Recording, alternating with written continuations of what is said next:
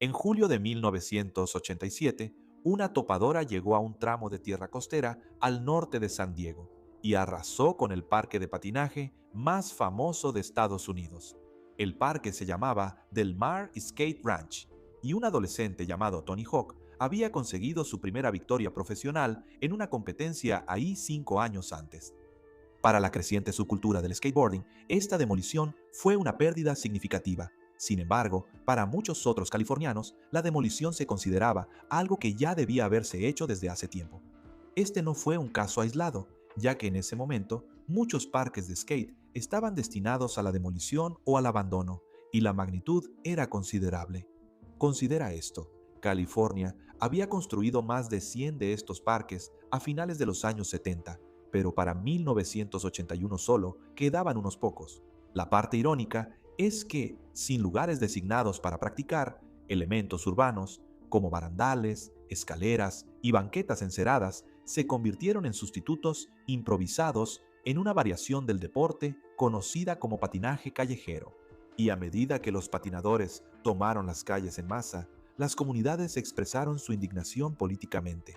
El sentimiento quizá fue expresado de la mejor manera por un alcalde de la ciudad que afirmó, cito, que prácticamente no sabía nada sobre el skateboarding, excepto que instintivamente lo odiaba. Y a pesar de todo eso, el skate ahora es un deporte ampliamente respetado y económicamente poderoso. De hecho, desde entonces se ha convertido en un deporte oficial de los Juegos Olímpicos. Entonces, ¿por qué California alguna vez declaró la guerra al skateboarding? ¿Y qué queda de esos parques originales? Mantente atento para descubrirlo mientras exploramos la historia de los parques de skate perdidos de California. Soy tu anfitrión, Ryan Sokash, y estás viendo It's History. Regresemos a la década de 1950, cuando los surfistas de California experimentaban atornillando ruedas de patines sobre tablas de madera para recorrer las aceras. Este primer movimiento de hazlo tú mismo, conocido comúnmente como sidewalk surfing, nació directamente del deseo de imitar los fluidos movimientos de giro del surf en el océano cuando el Pacífico estaba completamente plano. Y hay que decir que las primeras tablas solían ser muy rudimentarias, hechas de cosas como pedazos de madera encontrados en obras de construcción. La evolución hacia las tablas moldeadas fue un momento crucial en la fabricación, ya que por primera vez la tabla fue diseñada para seguir el arco natural del giro de una persona en lugar de ser solo una superficie plana para montar. A pesar de los peligros, se popularizó rápidamente.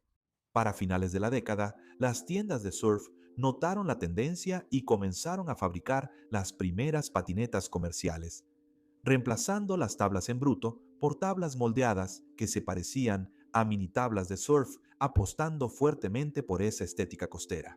La palabra skateboard apareció por primera vez en un informe del LA Times en 1959, y el tema de ese informe era que Pasadena estaba tomando medidas para prohibir el surf de banqueta. En otras palabras, incluso en ese entonces, partes de la sociedad no estaban precisamente muy entusiasmadas con el deporte. Verás, el ruido amenazante de las ruedas sobre el concreto y la amenaza percibida para los peatones hicieron que la actividad fuera objeto fácil de burla.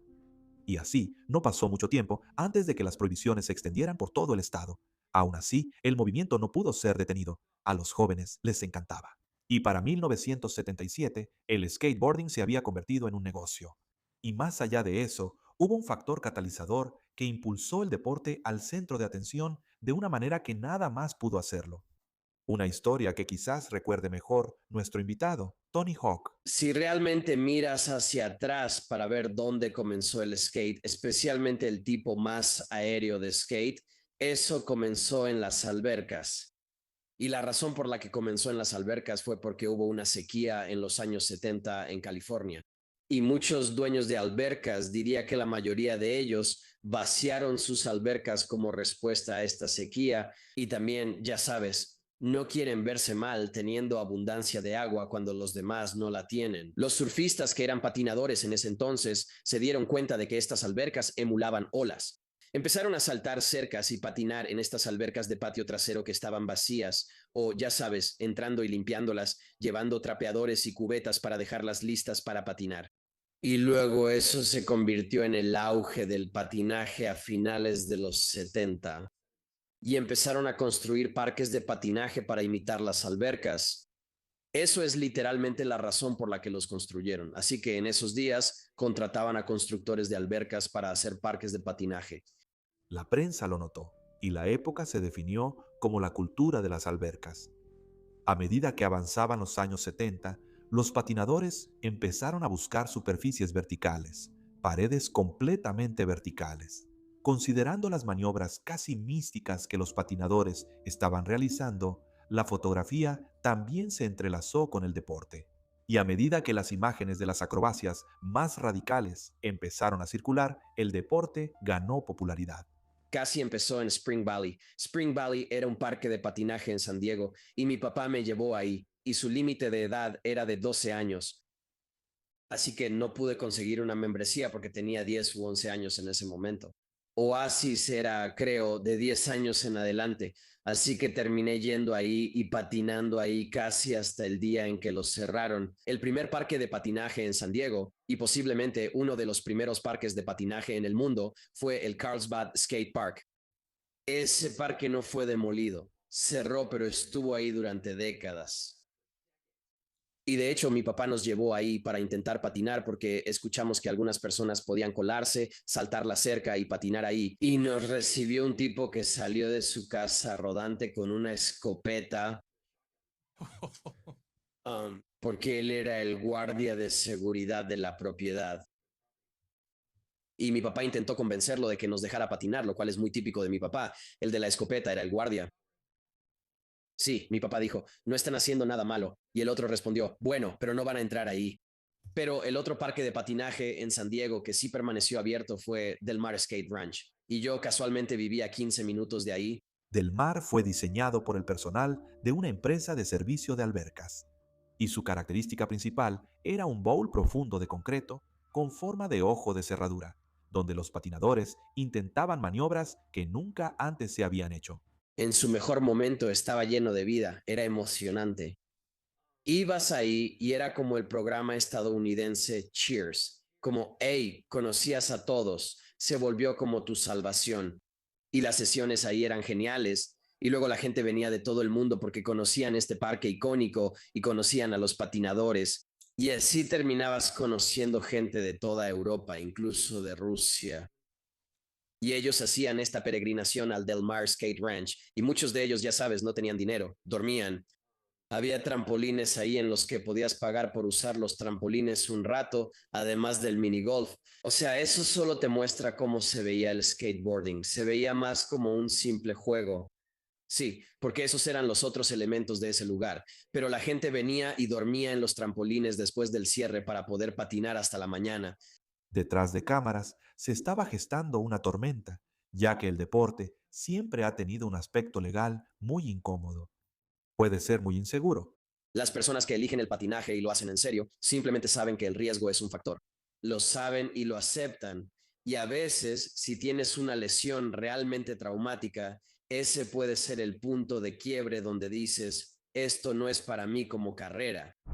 El patinaje vertical llevaba a los patinadores por las paredes del bowl y los lanzaba al aire muy por encima del borde. Sin embargo, cuanto más alto subían, más larga sería la caída. Cuando empecé a patinar, um, cada nuevo truco que aprendía, y no estoy hablando de algo que nunca se hubiera hecho, estoy hablando de simplemente aprender los trucos que existían en ese momento, me daba una sensación de validación que no tenía en ningún otro deporte, en ninguna otra actividad. Y luego, cuando empecé a aprender trucos que nunca se habían hecho, y claro, estos trucos no estaban cambiando las cosas, no eran, ni siquiera llamaban realmente la atención. Eso me dio una sensación de uh, que podía crear algo y que literalmente podía crear arte y nunca me había sentido así en mi vida. Ya sabes, tocaba el violín y hacía arte y esas cosas. Jugué béisbol y baloncesto, pero nunca sentí que sobresalía en esas cosas. No mejoraba en ellas de una manera que pudiera medir. Cada vez que iba a patinar, mejoraba en ello. Y no me molestaba la repetición, el cansancio para lograr un truco, ni siquiera las lesiones. Solo eran más una molestia. y puedes decir lo que quieras, que es una alta tolerancia al dolor. Puedes decir que, ya sabes, tengo como este gen temerario que no entiendo o que no acepto mi propia mortalidad, pero eso no es cierto. No quiero lastimarme, no me gusta, ya sabes, no soy un masoquista, por supuesto, pero a veces valoro esos dos mini traumas, incluso grandes traumas en esto para aprender y progresar y no cometer los mismos errores. Así que a medida que los trucos se volvieron más extremos, también lo hicieron la gravedad de las lesiones y las demandas que siguieron. Y este fue un punto de quiebre para la primera caída del skateboarding. Durante finales de los años 70 y 80, una ola de demandas por lesiones golpeó a los operadores de parques de skate. Y las aseguradoras que cubrían esos parques respondieron endureciendo sus términos y aumentando las primas de seguro. Para entender mejor la perspectiva de la compañía de seguros, tenemos que hablar sobre la doctrina de la atracción peligrosa. Este principio legal sugiere que ciertas propiedades pueden atraer a los niños y ponerlos en peligro porque los niños no pueden evaluar adecuadamente la seguridad. La cláusula normalmente aborda peligros comunes, como niños entrando a áreas de albercas, en patios traseros o espacios con maquinaria pesada. Y debido a que los parques de patinaje fueron diseñados específicamente para ser emocionantes y atractivos para los jóvenes, eran los objetivos perfectos para esta doctrina. Las compañías de seguros empezaron a ver los parques de patinaje como focos de responsabilidad civil. Para empeorar la situación, la mayoría de los parques eran operaciones pequeñas que funcionaban con márgenes muy reducidos. No podían absorber el costo. Considera los números. En 1978, la prima anual de seguro de responsabilidad civil de un parque de patinaje podía ser de alrededor de $3,000. Para 1980, las aseguradoras estaban exigiendo desde $50,000 hasta $100,000 al año si es que ofrecían cobertura. Parques icónicos como el Runway en Carson o el Oasis en San Diego vieron que sus primas se dispararon a más de 1000% en un solo año calendario. Para un negocio que cobraba solo $2 por sesión, la supervivencia era matemáticamente imposible. Así que, uno tras otro, dejaron que su cobertura caducara. Simplemente cerraron sus puertas y se fueron. Para 1980, solo quedaba un pequeño puñado de parques de patinaje en todo el país. Cuando abrió Upland Pipeline ya había un estigma, ¿verdad? Pero empeoró cuando cerraron los parques porque entonces toda propiedad pública se convirtió en parque de patinaje, ¿verdad? Así que cuando cerraron los parques, la gente aprendió a patinar en diferentes terrenos, incluyendo plazas públicas, barandales, bancas, escaleras, cualquier cosa que tuviera una inclinación o pendiente se convirtió en el parque de patinaje. Y fue entonces cuando todo realmente explotó y la actitud hacia el skateboarding cambió porque se volvieron una molestia en las calles. La pérdida de estos parques de patinaje básicamente cambió una responsabilidad por otra, ya que ahora los peatones estaban más en riesgo de tener un accidente con patinadores, ya que los mismos patinadores fueron empujados a lugares como callejones y cunetas. En una época en la que los parques estaban cerrados, sin embargo, el deporte logró sobrevivir gracias a una red de medios descentralizada, la cinta VHS. Los videos de skate, como se les llamaba, eran grabados con cámaras portátiles y se intercambiaban en tiendas. Estos videos fueron la manera en que el deporte se difundió. Un chico en el medio oeste podía ver lo que estaba pasando en Venice Beach. A medida que el número de patinadores crecía rápidamente, la reacción del gobierno hacia ellos solo empeoraba las cosas. Ciudades de toda California redactaron ordenanzas que expulsaban el skateboarding de los espacios públicos, con multas que llegaban hasta los $500. La policía también estaba autorizada a confiscar las tablas en el lugar. Así que la ley trataba la actividad como algo entre una molestia pública y vandalismo.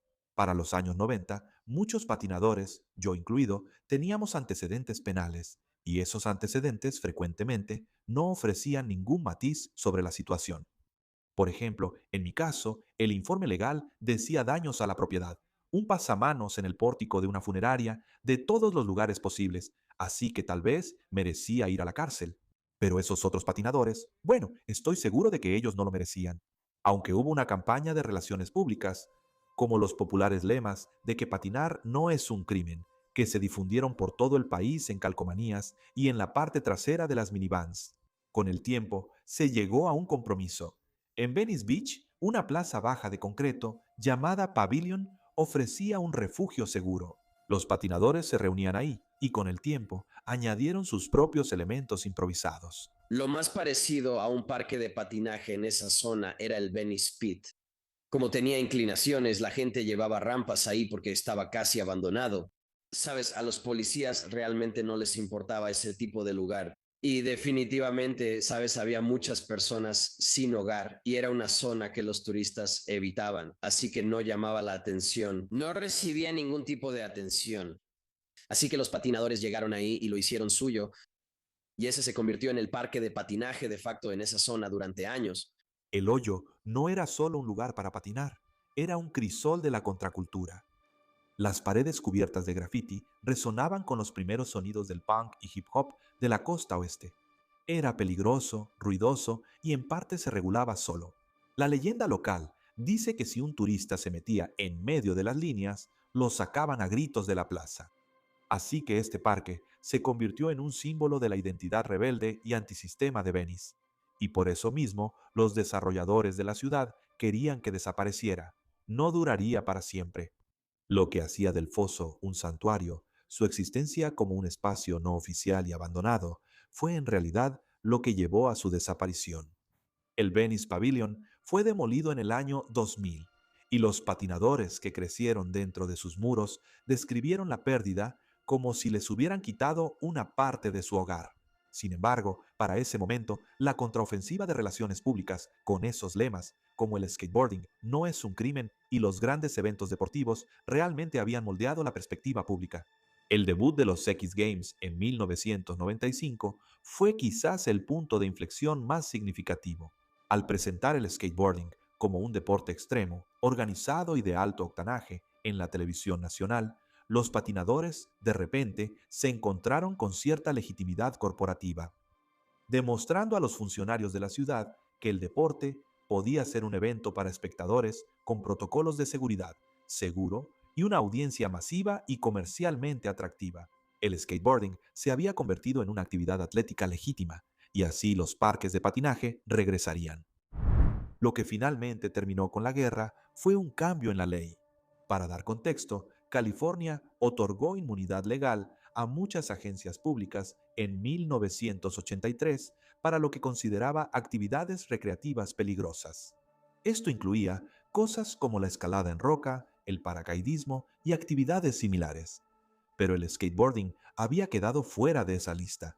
Más específicamente, el punto de inflexión fue el proyecto de ley 1296 de la Asamblea de California que categorizó oficialmente el skateboarding junto con el paracaidismo bajo las leyes de inmunidad gubernamental del Estado.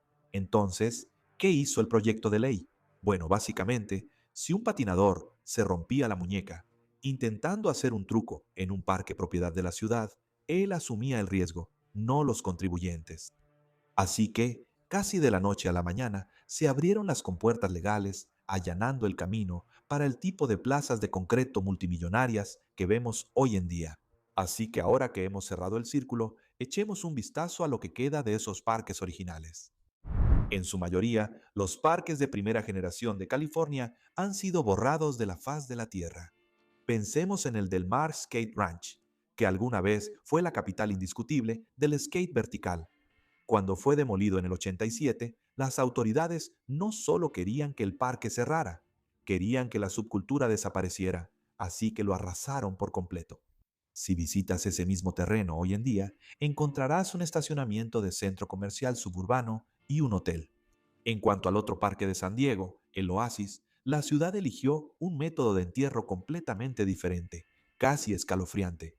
Aparentemente, los desarrolladores simplemente rellenaron el famoso túnel de concreto de 70 pies y los bowls con miles de toneladas de tierra y grava.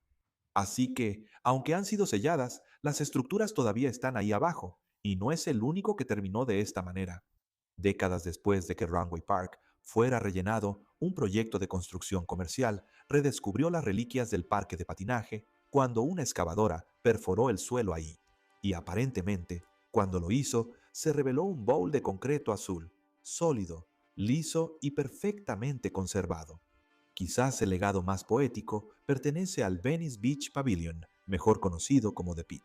Cuando la ciudad finalmente demolió ese parque, los activistas locales del skate se negaron a permitir que su memoria fuera completamente borrada. De hecho, lograron rescatar enormes fragmentos irregulares de las paredes de concreto, llenas de grafitis directamente de los escombros.